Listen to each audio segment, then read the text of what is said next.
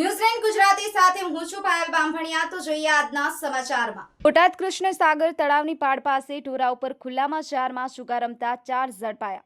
બનાવ અંગેની વિગત પ્રમાણે બોટાદ ટાઉન પોલીસ સ્ટેશનમાં અનાન પોલીસ કોન્સ્ટેબલ તરીકે ફરજ બજાવતા કિશોરભાઈ શુરુભાઈ ચૌહાણ તથા સ્ટાફના માણસો 22 મેના પેટ્રોલિંગમાં હતા।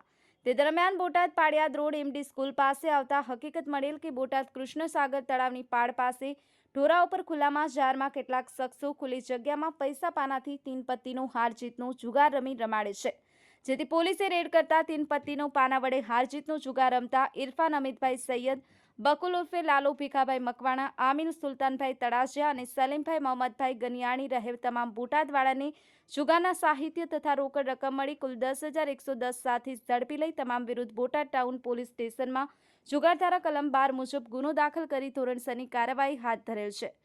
ન્યૂઝલેન્ડ ગુજરાતી બોટાદ।